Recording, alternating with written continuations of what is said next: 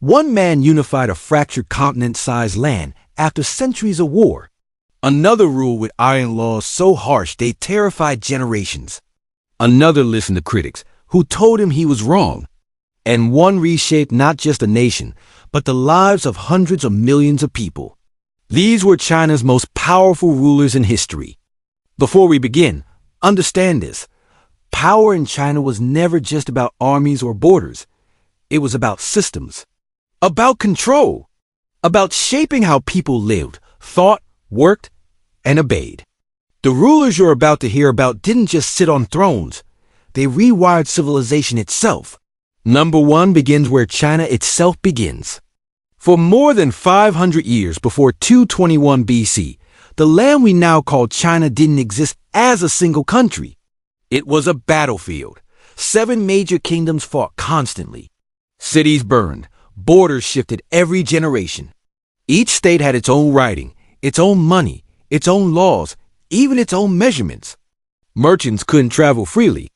Carts built in one state couldn't even roll properly in another because the axles didn't fit the roads. Then one ruler ended it. His birth name was Yingzheng.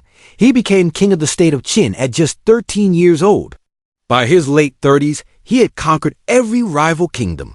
For the first time in history, the wars stopped.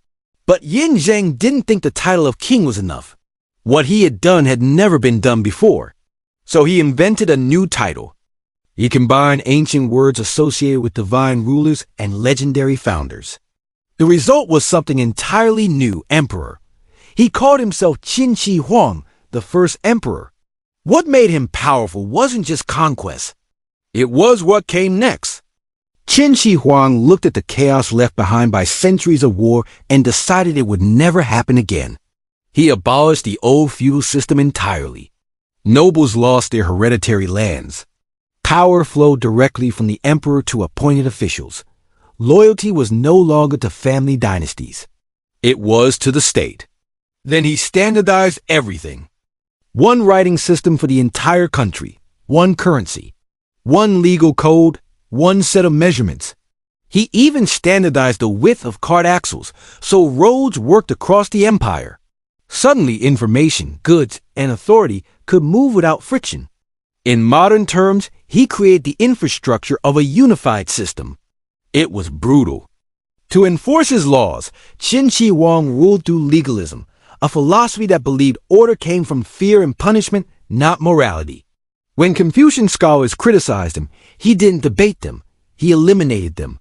Historical records describe hundreds of scholars being executed and buried alive. Books that challenged his ideology were burned. Only practical texts like agriculture and medicine were spared. Massive construction projects followed. Early versions of the Great Wall were built by forced labor. Palaces rose from the ground. Roads and canals stretched across the empire. Hundreds of thousands of peasants were conscripted. Many never returned home. Taxes soared. Surveillance intensified. Resistance became impossible. And yet something extraordinary happened. Despite the terror, the system worked. For the first time, the land operated as one. The idea of China as a single political entity was born. The writing system he imposed still forms the backbone of written Chinese today. The concept of a centralized bureaucracy run by appointed officials became the template for the next 2,000 years. Qin Shi Huang ruled for just 11 years as emperor. His dynasty collapsed almost immediately after his death. Rebellions erupted. His successors were overthrown. On the surface, it looked like a failure, but the idea survived. Every dynasty that followed ruled a unified China using systems he created. Even those who condemned his cruelty kept his structure. Power had changed shape forever. But China's story didn't end with fear. A century later, a different kind of ruler emerged. He inherited an empire still haunted by Qin Shi Huang's methods. Stability existed, but legitimacy was fragile. The people remembered the terror. The state needed something more than force. That ruler was Emperor Wu of the Han Dynasty. He took the throne in 141 BC at just 15 years old. History will remember him as Han Wudi, the martial emperor.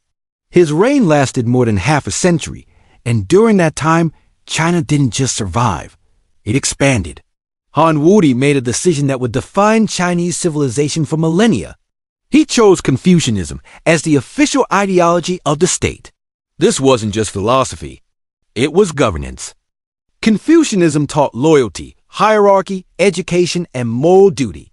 Under Han Wudi, it became law. Schools were established across the empire. Government officials were selected based on knowledge of Confucian texts rather than noble birth.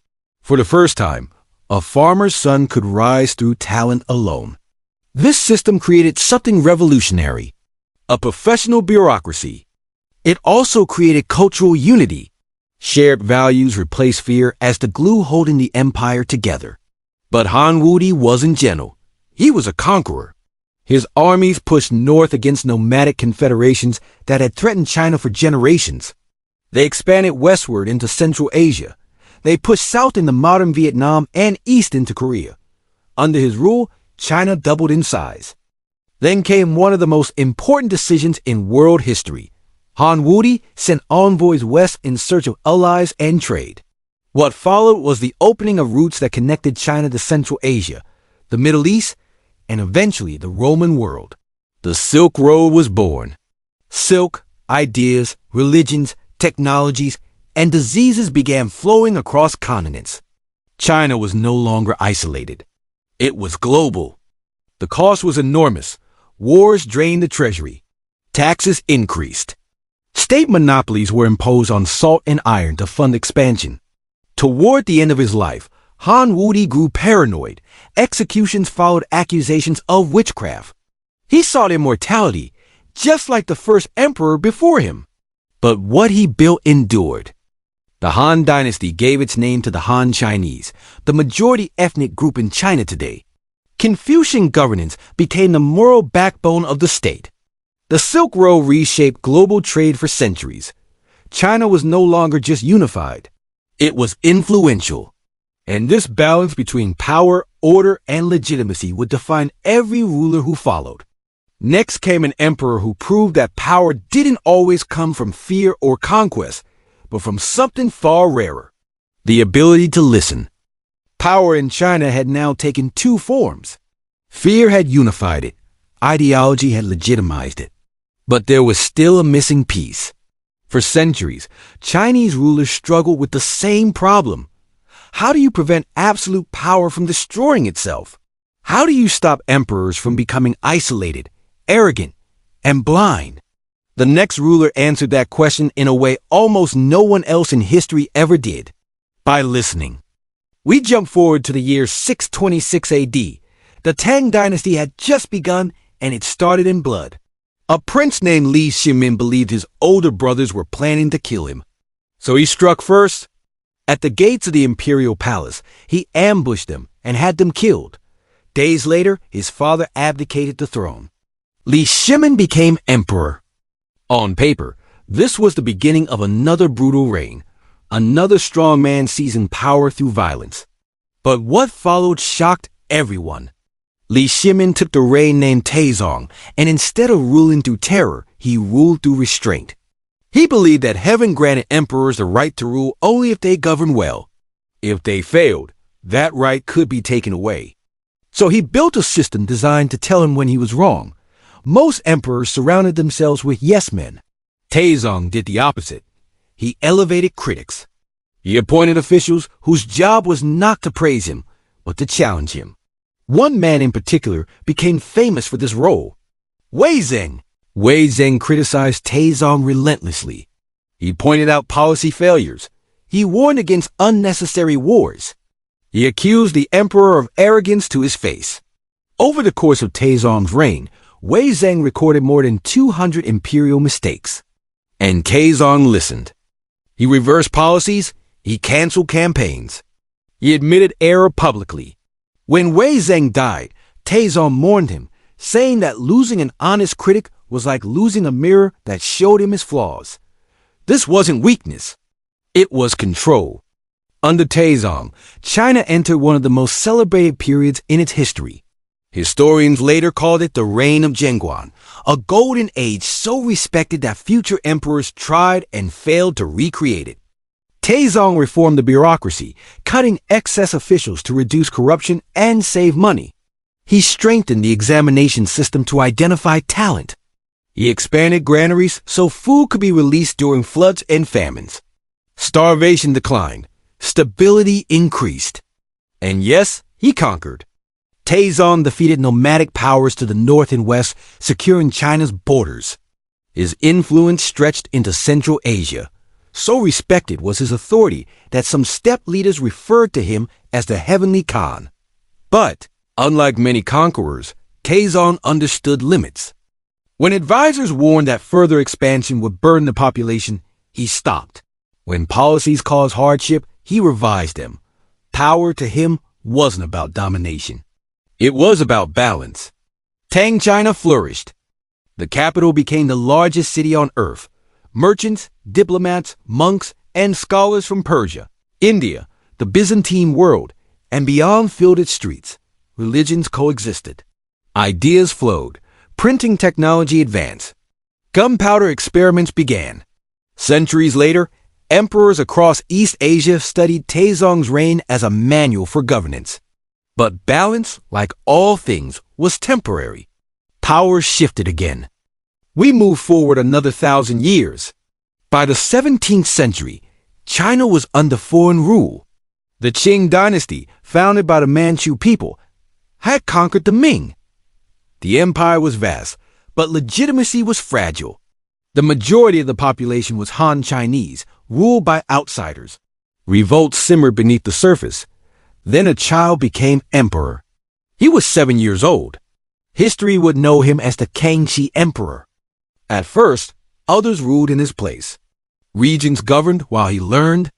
One of them, a powerful official named Oboy, began consolidating power, threatening to overshadow the throne itself. At just 15, Kangxi acted. He lured Oboy into the palace, disarmed him, and had him arrested. Without bloodshed, the teenager removed the most dangerous man in the empire. From that moment on, Kangxi ruled personally. And he ruled for 61 years. One of the longest reigns in world history. Kangxi faced rebellion almost immediately. 3 powerful generals in southern China, granted semi-independent territories for past loyalty, rose against the Qing state. The conflict lasted 8 years and devastated large regions of the empire. Kangxi didn't panic. He raised new armies. He replaced unreliable commanders. He fought patiently. By 1681, the rebellion was crushed. The empire was reunited. Then he turned outward. Taiwan was taken from remaining Ming loyalists. Russian expansion in the north was checked through both military pressure and diplomacy. In 1689, Kangxi signed the Treaty of Nerchens, China's first formal treaty with a European power, stabilizing the border for generations. He campaigned personally against nomadic threats in Mongolia, expanding Qing control deep into Central Asia. By the end of his reign, the empire was far larger than it had been under the Ming dynasty, but conquest was only half the story. Kangxi understood something critical. If the Qing were to survive, they had to win over the people they ruled. So he embraced Chinese culture instead of suppressing it. He recruited Southern scholars. He sponsored massive literary and academic projects. Under his reign, comprehensive dictionaries were compiled. Classical texts were preserved. Poetry was collected and canonized. These projects weren't just cultural, they were political. They signaled that the Qing dynasty was now the guardian of Chinese civilization itself. Kangxi also welcomed foreign knowledge. Jesuit missionaries brought astronomy, mathematics, cartography, and engineering. Kangxi studied with them personally. He corrected calendars. He mapped the empire. He believed knowledge was power, no matter where it came from. He traveled constantly, inspecting provinces, meeting officials, showing imperial presence across vast distances. He reduced taxes during prosperous years. He invested in flood control and infrastructure. The population grew. The economy stabilized. Under Kangxi and his successors, China entered another long golden age. Order had returned. Prosperity followed. And once again, power had reshaped the world. But none of these rulers faced what came next. None of them ruled in an age of ideology, mass mobilization, and modern warfare. The final transformation of Chinese power would not come from an emperor. It would come from a revolution. The last transformation of Chinese power did not come from a throne. It came from collapse. By the early 20th century, the imperial system that had ruled China for 2,000 years was exhausted. Foreign powers carved out spheres of influence. Internal rebellions shattered trust in the state. The Qing dynasty fell in 1912, leaving behind a republic that struggled to hold a country together. Warlords ruled provinces like personal kingdoms. Inflation crushed savings. Invasions and civil war tore society apart. Into this chaos stepped a man who did not look like an emperor. He had no royal blood. He wore plain clothes. He spoke the language of peasants. His name was Mao Zedong. Mao's power did not come from conquest in the traditional sense. It came from ideology, organization, and an unprecedented ability to mobilize ordinary people. At the time, China was overwhelmingly rural. Most people were peasants who had been ignored by emperors, generals, and elites for centuries. Mao understood something few others did. If you could organize the countryside, you could control the nation. Early on, Mao's movement was nearly destroyed. The nationalist government launched campaigns to eliminate the communists. Mao and his followers were forced to flee. What followed became legend. The Long March. Over the course of more than a year, communist forces trekked thousands of miles across some of the harshest terrain in China. They crossed mountains, rivers, and grasslands. Many died. Those who survived became hardened, disciplined, and fiercely loyal. The march did more than save the movement. It forged it. By the time the march ended, Mao had emerged as the undisputed leader. He reshaped the party around his vision. Ideology was no longer abstract theory. It was practical, adaptable, and rooted in local conditions. Then history intervened. Japan invaded China in 1937, plunging the country into total war. Cities were bombed. Millions were displaced. The conflict devastated the nation, but it also changed the balance of power. While the nationalist government focused on defending cities, Mao's forces expanded in the countryside. They organized villages. They redistributed land. They built parallel systems of governance. They taught literacy. They created loyalty. By the time World War II ended, Mao controlled vast regions and millions of people. The Civil War resumed. This time, the outcome was different. In 1949, Mao proclaimed the founding of a new state, the People's Republic of China. For the first time since the fall of the empire, China was unified again under a single authority. But this authority did not rely on emperors or traditional bureaucratic legitimacy. It relied on revolution. Mao moved quickly to consolidate power. Land reforms dismantled the old rural order. Large estates were broken up. The Communist Party extended its reach into every village, factory, and institution. The state was rebuilt from the ground up. Private industry was reorganized. Education was expanded. Campaigns were launched to reshape culture, language, and identity. The old hierarchy was rejected. In its place was a new one, defined by political alignment and class background. This was power on a scale previous emperors could not imagine. Qin Shi Huang had standardized writing. Han Wudi had standardized ideology. Mao standardized thought. Political study became routine. Mass rallies became instruments of unity. Slogans replaced edicts. Participation itself became a measure of loyalty. The effects were immense. China industrialized rapidly. Literacy rates rose dramatically. Public health campaigns extended life expectancy. Women gained legal equality. The state reached deeper into daily life than any imperial system ever had. But the risks of concentrated power did not disappear. They evolved. Mao believed that revolution was not a single event, but a permanent process. He feared stagnation. He feared bureaucracy. He feared that the state itself could become detached from the people. So he acted. Large-scale campaigns were launched to accelerate transformation. Society was mobilized again and again. Enthusiasm was encouraged.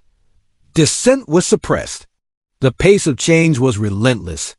The consequences were profound and complex.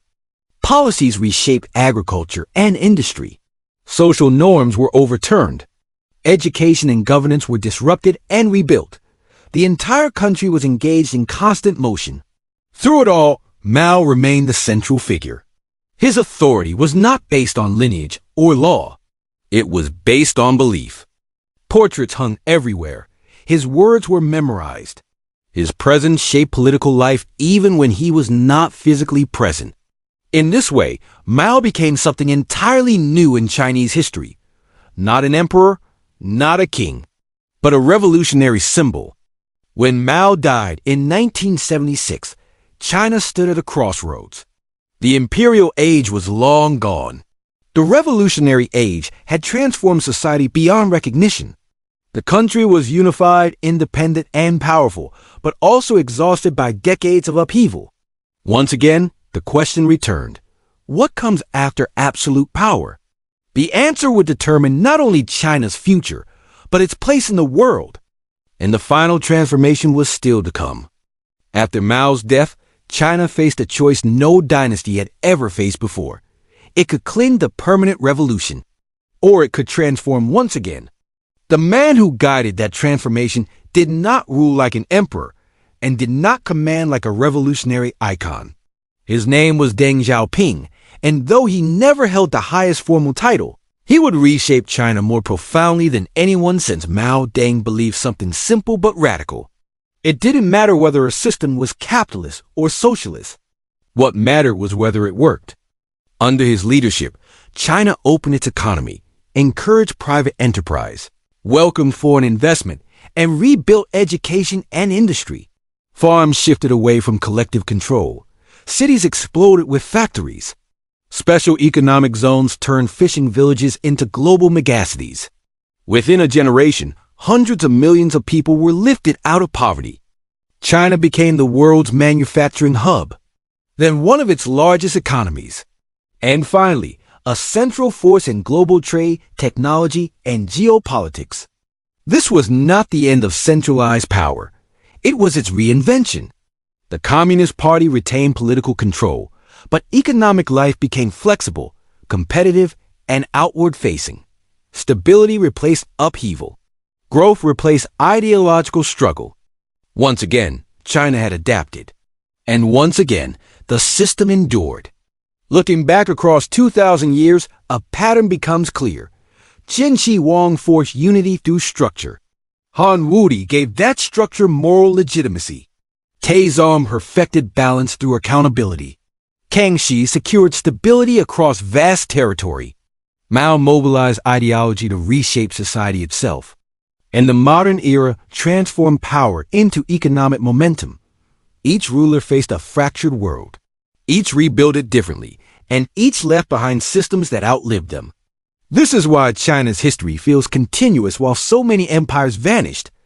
Power in China was never tied to one dynasty alone. It was tied to adaptation. When fear failed, ideology replaced it. When ideology hardened, balance corrected it. When empire weakened, revolution rebuilt it. When revolution exhausted itself, reform renewed it. Again and again, the structure evolved. And with every evolution, China grew stronger. These rulers were not saints. They made ruthless decisions. They caused suffering.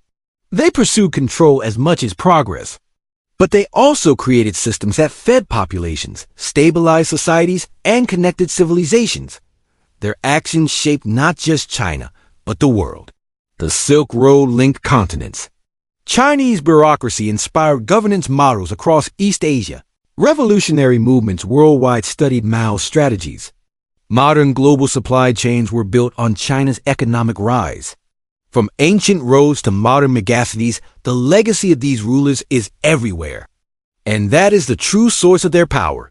Not the armies they commanded, not the titles they held, but the systems they left behind. Empires usually fall when strong leaders die. China endured because its strongest rulers built structures that could survive them. That is why thousands of years later, their influence still shapes how a fifth of humanity lives. That is why their decisions still echo in global politics, trade, and culture. And that is why history still studies them. They were conquerors and reformers, visionaries and hard men, builders and destroyers. But above all, they were architects of civilization. If you want to understand how China became what it is today, you don't just look at the present. You follow the rulers who reshaped power itself. Thanks for watching. If you'd like to explore more stories from ancient and modern history, check out the next video on your screen.